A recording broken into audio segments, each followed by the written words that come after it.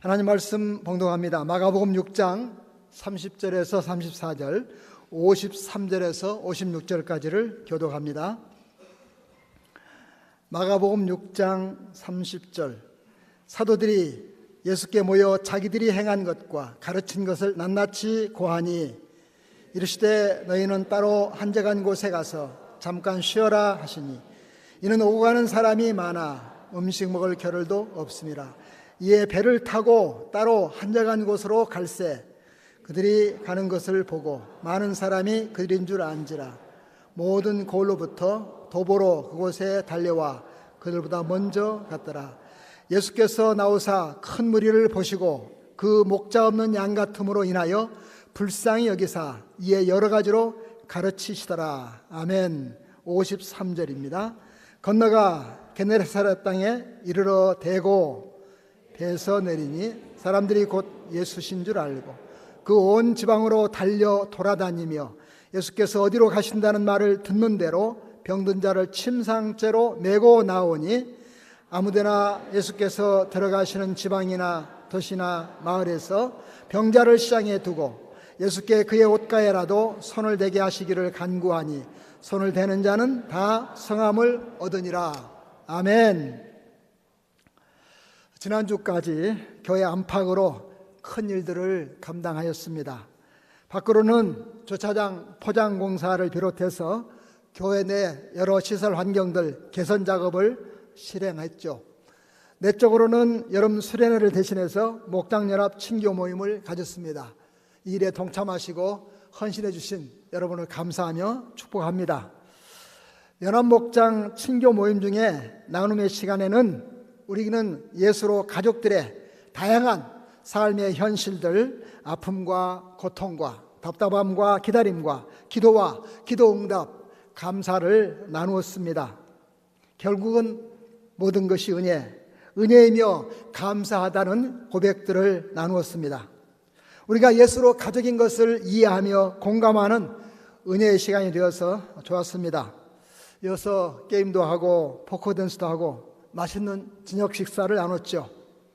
짧은 시간이지만은 보람과 기쁨, 건강하고 행복한 교회 공동체를 맛보는 기회였습니다. 동시에 교회란 무엇인가, 교회의 본질에 대해서, 그리고 교회는 무엇을 하는 모임인가, 교회의 사명과 사역에 대해서 다시 묻게 되었지요. 친교 모임의 주제처럼 성령이 하나 되게 하신 것을 힘써 지키리라. 우리는 예수로 가족이다. 공감대를 가지게 되었는데요. 예수로 교회, 예수로 가족, 그 중심은 무엇이며 누구인가?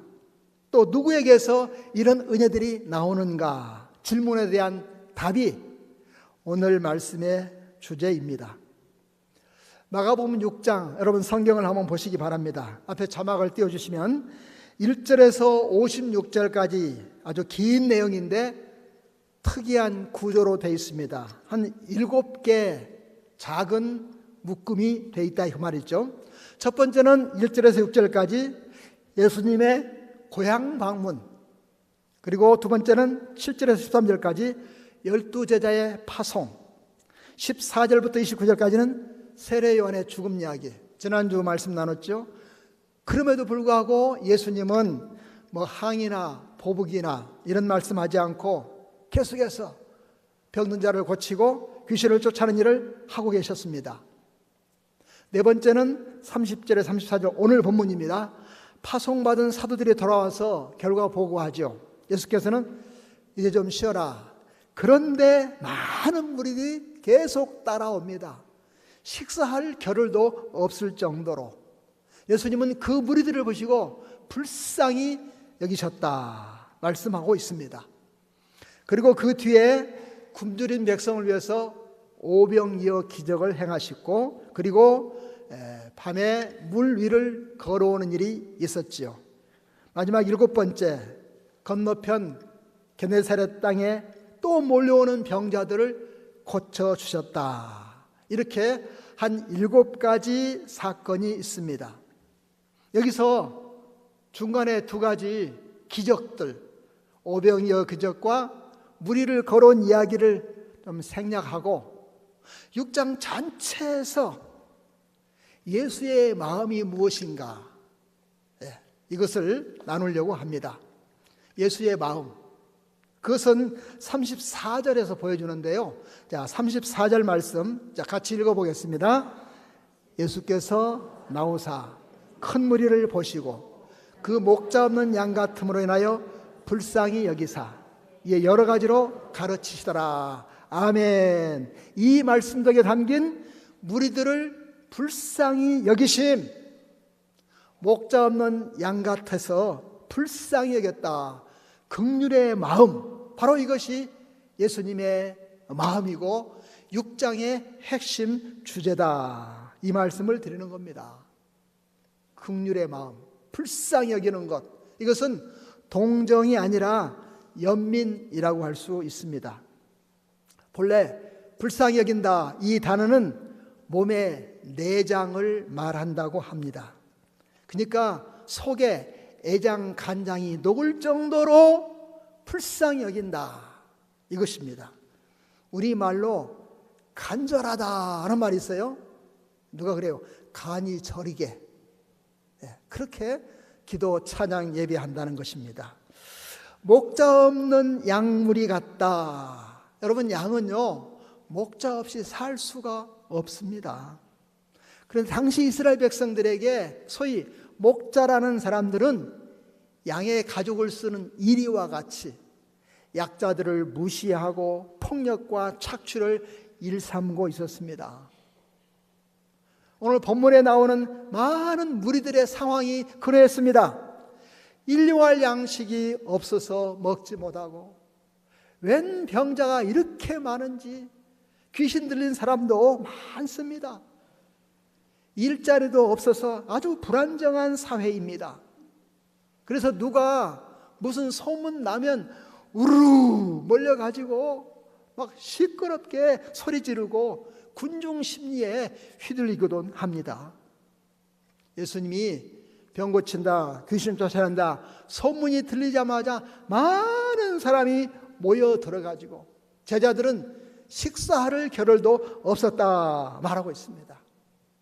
심지어 무리들을 흩어보내고 조그마한 섬에 가서 쉬려고 하는데 이 무리들이 돌아서 먼저 가 있는 것입니다. 많이. 이와 같이 그들은 목자 없는 양같이 예수님이 이들을 불쌍히 여기셨다. 이게 예수의 마음인 것입니다. 오병이어 기적도 여러분 잘 아는 이야기죠. 저물 때 광야에서 어디 가서 먹을 수가 없는 그 많은 사람들, 기적이 아니면 어쩔 수 없이 그들을 배불리 먹이셨습니다. 그리고 다 흩어 보내는데요, 54절 다시 한번 보세요. 54절 배에서 내리니 사람들이 곧 예수신 줄 알고 그 온 지방으로 달려 돌아다니며 예수께서 어디로 가신다는 말을 듣는 대로 병든 자를 침상째로 메고 나오니 아무데나 예수께서 들어가시는 지방이나 도시나 마을이나 병자를 시장에 두고 예수께게 옷자락이라도 손을 대게 하시기를 간구하니 손을 대는 자는 다 성함을 얻으니라. 이와 같이 많은 병자들이 예수를 따라다니면서 행여나 고칠까 기적을 요구하고 있었습니다. 바로 이 6장의 일련의 사건들을 보면서 예수의 마음은 이겁니다. 무리들이 목자 없는 양같이 불쌍히 여겨주셨다. 여러분, 이 마음은요 하나님 아버지의 마음을 예수님이 그대로 보여주는 것입니다. 생각해 보세요. 하나님 아버지, 그 마음이 어떻습니까? 우리들을 불쌍히 여기셔서 우리의 죄를 위하여 아들을 내어주셨습니다. 아들을 십자가의 고통 중에 죽도록 내 대신 대가를 지불해 주셨습니다. 이게 아버지의 마음입니다. 그 아버지의 마음이 예수님의 마음으로 나타나신 겁니다. 여러분, 성경을 바로 읽으면 우리 하나님은 세상 사람들의 신관과 다른 그런 하나님이시죠. 세상 사람들의 신에 대한 생각은 어떻습니까? 신은 무시무시한 존재다. 거룩하고 영광 중에 위엄 중에 서서 감히 우리가 접근할 수 없는 그런 존재로 말하지요.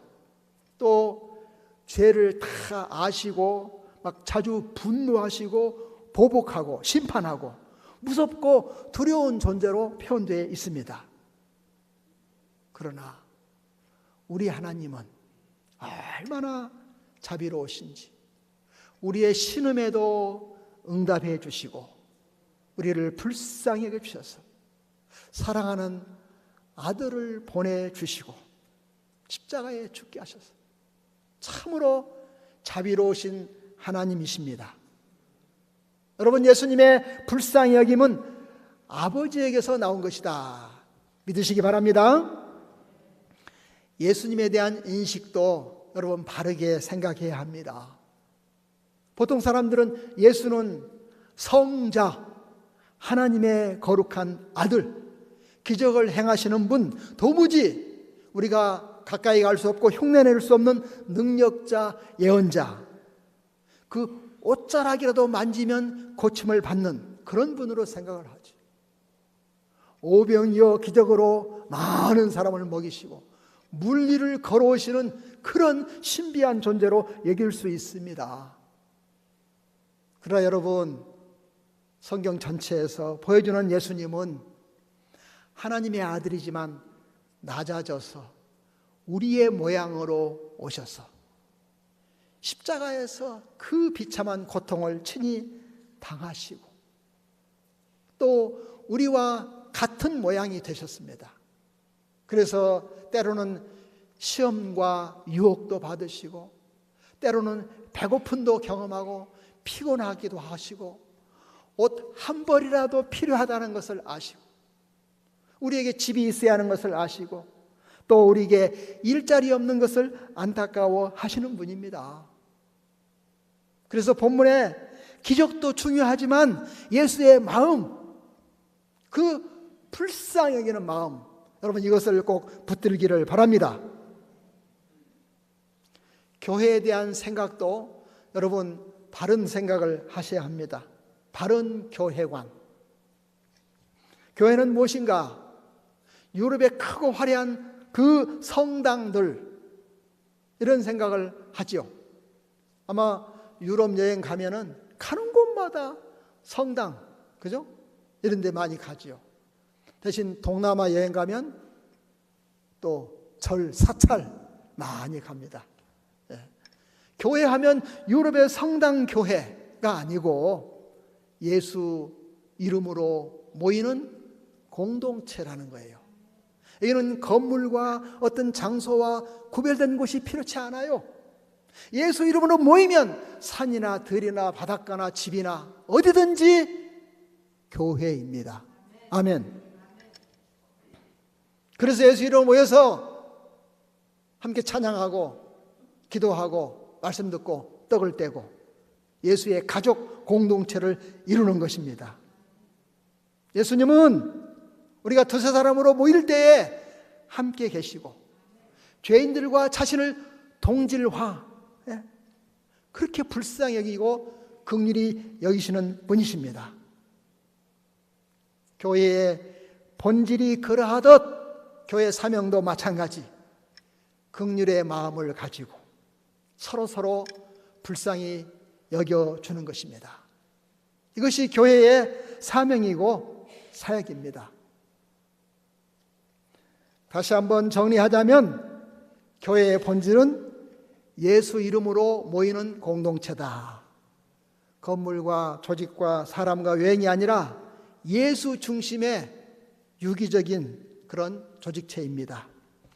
눈에는 보이지 않지만 예수님이 우리 가운데 계시고 항상 예수가 중심이 머리가 되시는 겁니다. 교회의 사명은 예배, 전도, 교육, 선교, 친교 있어야 합니다. 그 중심에는 예수의 마음으로, 즉 긍휼의 마음으로 섬기는 것입니다. 그래서 교회는 항상 긍휼의 마음, 예수의 마음, 서로 불쌍히 여기는 것, 이것이 아주 중요한 교회의 사명이지요. 빌립보서 4장 5절부터 잘 표현되어 있습니다. 자, 한번 볼까요? 빌립보서 4장 5절부터 같이 읽어보겠습니다. 너희 안에 이 마음을 품으라.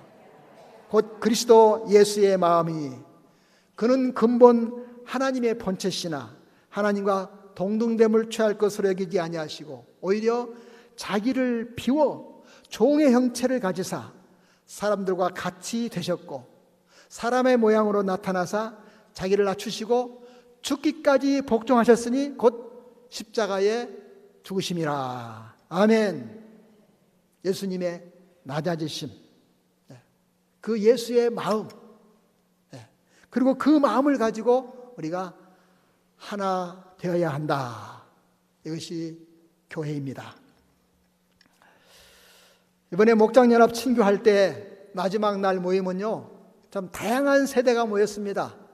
30대에서부터 거의 70대까지 다양하게 모였습니다.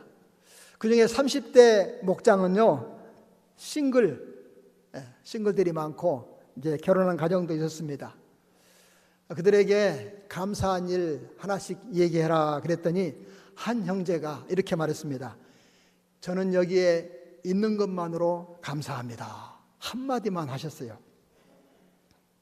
그 감사 배후에 많은 생략된 얘기가 있을 것이다. 제가 추측을 했습니다.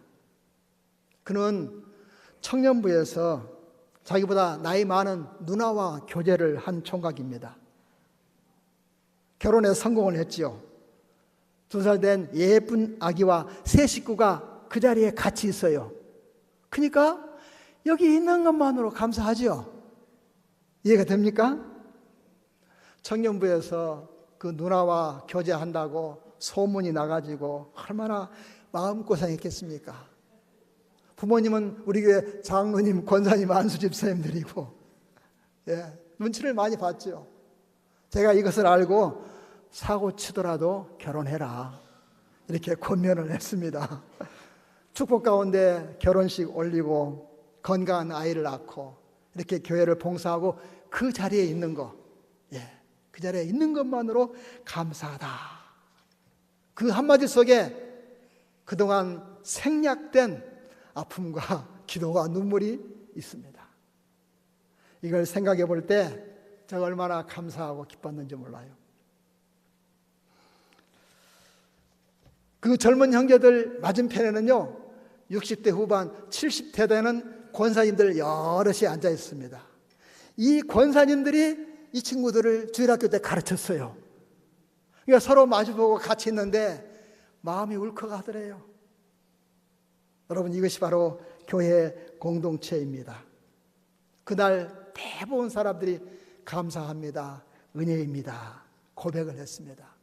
저는 그것을 빙산의 일각이라고 생각을 했습니다. 여러분, 바닷속에 있는 빙산, 밖에 나와 있는 것은 한 10분의 1밖에 나와 있어요. 나머지 큰 덩어리가 밑에 숨겨져 있다는 것이지요. 그렇습니다. 한마디 말을 했지만 그 뒤에 숨겨있는 수많은 사연들이 있을 것이다. 그날 들어보니까 암 환자들도 참 많습니다. 나는 몇 년 됐다, 나는 몇 년 됐다, 이런 고백들을 하시고 사랑하는 가족을 먼저 보낸 사람들도 있었습니다. 질병의 고통, 가족의 고통, 직장의 고통, 인간과의 고통, 많은 사연들이 밑에 숨어 있었지요. 그때 우리는 무엇했습니까? 우리는 그 곁에 있어주고 손을 잡아주고 같이 기도하고 밥을 같이 먹었습니다. 이것이 교회입니다. 우리는 그밖에 할 수 없었지만은 우리 주님이 함께 계셔서 긍휼히 여기신 줄로 믿으시기 바랍니다. 이것이 교회입니다. 보이지 않는 가운데 두세 사람이 예수 이름 모일 때, 찬양할 때, 기도할 때 주님이 함께 계신다 믿으시기를 바랍니다. 7월, 8월 더운 날씨 때문에 교회 일부 사역을 쉬게 했습니다. 반찬 나눔 팀에게도 여름 한 달은 쉬세요 그랬더니 하는 말이 매일 하는 일도 아닌데 그대로 계속하겠습니다. 반찬 받는 분 입장에서 생각하면 일용할 반찬인데 얼마나 기다리고 있는지 몰라요. 그런 말 해요. 마음에 참 감동이 됩니다. 그렇습니다. 내 입장에서 생각하는 것이 아니라 상대방 입장에서 생각하고 말하는 겁니다. 높은 자리에 있으면서 조금 동정하는 게 아니라 내가 낮아져서 같은 입장에서 연민을 느끼는 것이 예수의 마음인 것입니다. 그게 긍휼의 마음인 것입니다. 얼마나 감사한지 제가 축복했습니다. 누군가 그러더라고요. 기왕이면 우리가 구할 때 일용할 양식 구하지 말고 월용할 양식 구하시라고. 그러면 한 달 월급을 구하면 하나님께서 좋은 직장을 주시지 않겠습니까? 아주 탁월한 생각인 것 같아요. 예수님 시대에는 이런 월급 같은 개념이 없어서 그냥 일용할 양식을 구한 것입니다. 예수님은 높은 자리에서 내려다보고 우리를 동정한 게 아니라 낮아져서 우리와 같이 하나가 되셔서 당신도 시험받고 유혹받고 굶주리고 잠 못 자고 피곤하고 그리고 우리 대신 십자가에서 고통을 당하신 것입니다. 바로 이분이 우리의 구주이고 친구요 우리의 가족인 것을 믿으시기 바랍니다. 히브리서 4장 15절은 잘 표현하고 있습니다. 우리에게 있는 대제사장은 우리 연약함을 동정하지 못하실 리가 아니요. 같이 읽을까요? 모든 일에 우리와 똑같이 시험을 받은 자로되 죄는 없으시니라. 그러므로 우리가 긍휼하심을 받고 때를 따라 돕는 은혜를 얻기 위하여 은혜의 보좌에 담대히 나아갈 것이니라. 아멘. 이 주님을 신뢰하면서 은혜의 보좌에 담대히 자유롭게 자주 나아가시기를 바랍니다. 불쌍히 여기시는 예수님, 언제나 우리 곁에 계심을 믿으십시오. 기적이 아니어도 긍휼의 마음으로 우리 곁에 함께 계실 것입니다. 그 긍휼 연민을 가지고 서로 돌아보며 사랑하며 섬겨갈 수 있기를 바랍니다. 그리할 때 모든 것이 은혜요 기적이요 감사합니다 고백하게 될 것입니다. 여러분 이 자리에 앉아 계신 것도 기적 아닙니까? 말할 수 있고 들을 수 있고 볼 수 있고 앉을 수 있고 걸을 수 있고 먹고 마시고 숨을 쉬는 것이 다 은혜요 기적이요 감사가 될 줄로 믿습니다. 기도 응답해 주신 것도 감사하고 거절하신 것도 감사하고 믿고 구한 것은 받은 줄로 믿고 감사할 수 있기를 바랍니다. 92살 되시는 권사님 신방을 갔습니다. 전화 드리고 신방을 가서 벨을 눌렀는데 답이 없어요. 한참 누르고 또 전화를 했습니다. 근데 안 열어주시는 거야.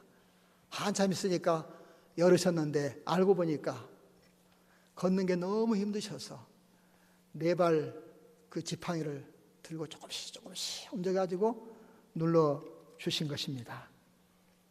목사님 말해요. 하나님이 나를 버리셨나 봐요. 그래.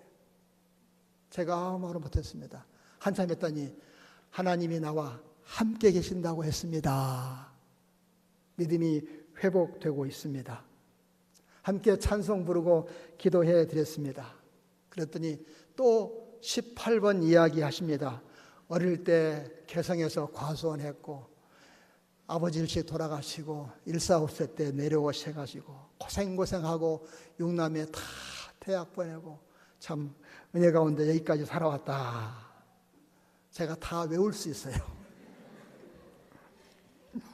감사한금을 내시면서 하는 말이 딸들이 돈을 안 준대요. 노인네가 무슨 돈이 필요하냐고. 노인네 돈 필요해요, 아니에요? 가끔 딸들이요, 교회에 헌금을 보내세요. 어머니 이름으로. 제 생각에는 직접 보내지 말고 어머니께 드려서 어머니가 하게 하시면 좋겠다, 이런 생각을 했습니다. 90이 넘도록 일평생 하나님의 은혜 불쌍히 여겨주셨다, 산 증인이 되셨습니다. 우리 주님은 우리의 지난 세월 함께해 주셨습니다. 장래에도 함께해 주실 것입니다.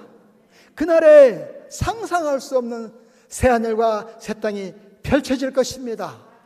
믿으시고 기대하고 기다리시기를 바랍니다. 2024년 벌써 반년이 지났습니다.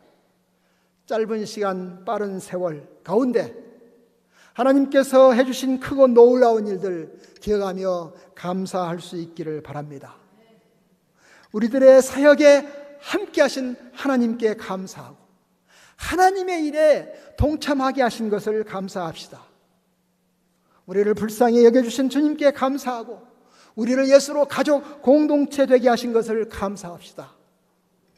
때로는 기적이 아니어도 우리를 불쌍히 여기시는 예수님 그 손잡고 끝까지 승리하는 여러분 되시기를 축원합니다.